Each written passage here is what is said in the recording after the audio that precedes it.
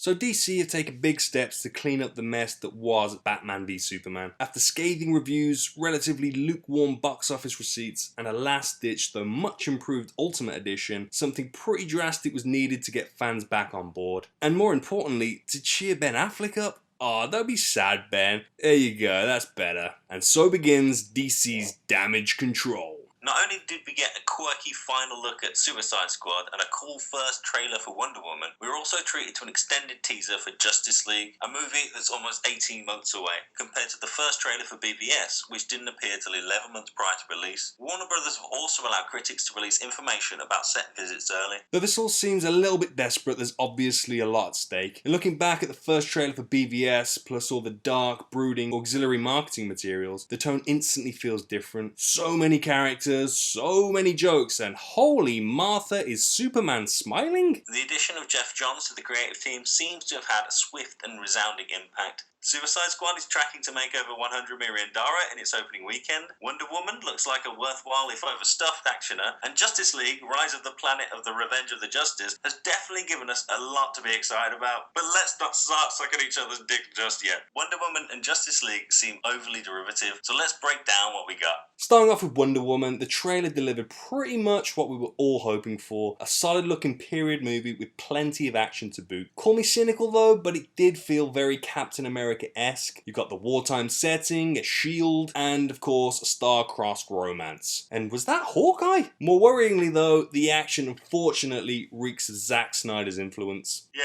there is a lot of slow motion and just a little bit too much sliding around on your knees too. It's like a disco or something. Hopefully this doesn't represent the entire movie because the slow-mo has become very tiresome. You'd also expect Hollywood to have learned by now that Danny Huston is not the most credible villain after his pantomime turn in Wolverine Origins. On the plus side though, they seem to have nailed the comic beats and Gal Gadot continues to own it as Wonder Woman. Oh, and that Hans Zimmer score is just magnificent. I fucking love that theme. Considering how well received Wonder Woman was in BVS, I'm pretty sure this will translate into a great movie. In terms of connective tissue to the wider DCEU, it looks like one of the mother boxes featured in both the cut BVS scene and the new Justice League trailer will be in the possession of the Amazonians. So we can expect a more coherent build-up than, say, opening security footage from a computer this time around. That was awesome, shut up. Next we have the biggie, the Justice League trailer. And Snyder seems to finally be allowing some lightness into proceedings, but again, there are shades of other franchises. Jason Momoa is doing his best Khal Drogo impression,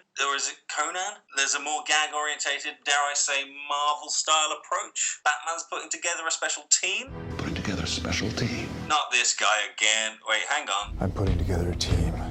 People with special abilities. Flash's hideout is also very reminiscent of Quicksilver's room in X-Men Days of Future Past, and Batman does his best superhero landing too. He looks a lot like Christian Bale in that bit. And this being a Zack Snyder movie, there were of course a few dumb additions to the trailer too. What exactly was the purpose of Aquaman dunking himself in the ocean this way? Aside from it looking super cool, of course. The Flash's slow-mo sequence seemed very drawn out, and for the world's greatest detective, wasn't it kind of stupid for Bruce Wayne to reveal his alter ego so openly? I mean, what was he going to do if the Flash turned out to be a bad guy? You'd probably just kill him, dude. While there has been an obvious divide between the publicly released materials from DC and Marvel, it kind of reflects the different stages the two groups are at. Despite showing footage for Guardians of the Galaxy 2, Spider-Man, Thor Ragnarok, and Doctor Strange at Comic-Con, Marvel has so far only released a trailer for the latter, which did look pretty badass, but with its track record of critical and commercial success, there's no pressure at all on Marvel to jump the gun.